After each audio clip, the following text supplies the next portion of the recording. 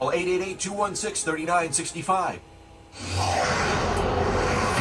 So the FBI is on the scene in Lower Manhattan as that manhunt is underway for Ahmad Khan Rahami. Police say that he is connected to the explosion in Chelsea, as well as the devices that were found in New Jersey. Meanwhile, across the country, ISIS media is claiming responsibility for the stabbing at a mall in St. Cloud, Minnesota on Saturday night. When all of this started crossing on Saturday night, I mean, you've got New Jersey, you've got New York, then all of a sudden something is happening in Minnesota as well. Real chaos of terrorism in 3 states across the nation. The people they believe was responsible in Minnesota, Dahir Adnan, reportedly asked people if they were Muslim before he tried to slash and kill them. An off-duty police officer stepped in, shot and killed him as he was in the middle of these stabbings. Senior correspondent Mike Tobin's live in St. Cloud, Minnesota with the latest on this. Mike, if this were the only thing that had happened this weekend, I mean, it would be everywhere. But it is stunning what unfolded in St. Cloud. Where does this investigation stand right now? Well, Martha, police are still not attacking this attaching this connector to a violent Islamic radical group. In fact, the Minnesota Bureau of Criminal Apprehension has yet to identify the body or make a positive identification. However, the family of 22-year-old Dahir Adnan has identified him as the attacker. He graduated with honors from nearby Apollo High School. He attended St. Cloud State University. His Facebook page had a brief mention of bin Laden, but mostly talk about basketball. He was working part-time with a security agency, and witnesses say he wore his uniform at the time of the attack. Now, news agencies linked to ISIS claim he was a soldier for the Islamic State and acting on a call for lone wolf attacks. We are currently investigating this as a potential act of terrorism, and I do say potential. There's a lot we don't know. We do not at this point in time know whether the subject was in contact with, had connections with, was inspired by a foreign terrorist organization.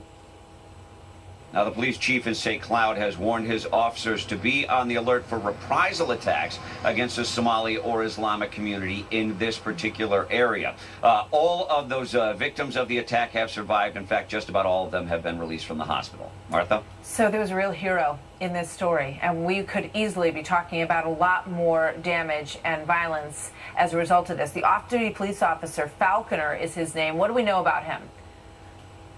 Jason Falconer, a lot of praise is being heaped upon him. The mayor here of St. Cloud is using... More on that when we get it. Also more on this. 28 past the hour now. The FBI wants to bring in this man, 28-year-old naturalized American citizen, born in Afghanistan. Ahmad Khan Rahami is considered armed and dangerous. More details on him and the hunt in a moment. And the response to what is happening in New York, far different than the response that we saw in Boston at the marathon bombing.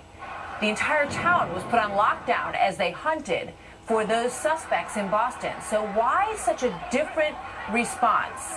And 15 years after 9/11, are we just becoming desensitized to these sorts of attacks?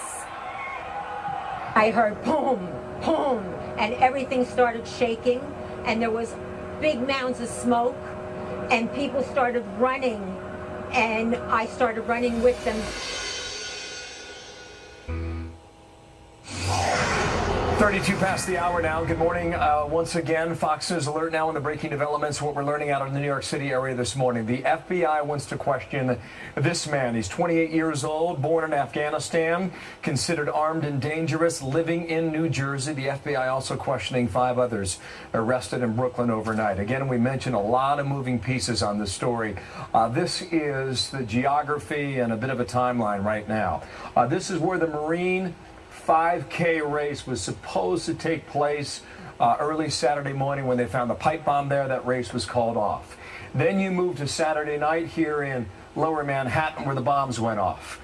Late last night on Sunday night, 5 people arrested in Brooklyn. We don't know what's come of that just yet. They are being held for questioning. More details on that as we get it. Then also last night, the train station here in Elizabeth, New Jersey, when the 4 or 5 of the pipe bombs were discovered. So Saturday morning, Saturday night, Sunday night, Sunday night. Let's go a little further in on Manhattan. Just change it one loop here, and we can show you. This would be north, south. That would be west and east. This is West 23rd Street here in Lower Manhattan. That's where that first explosion went off around 8:30 at night.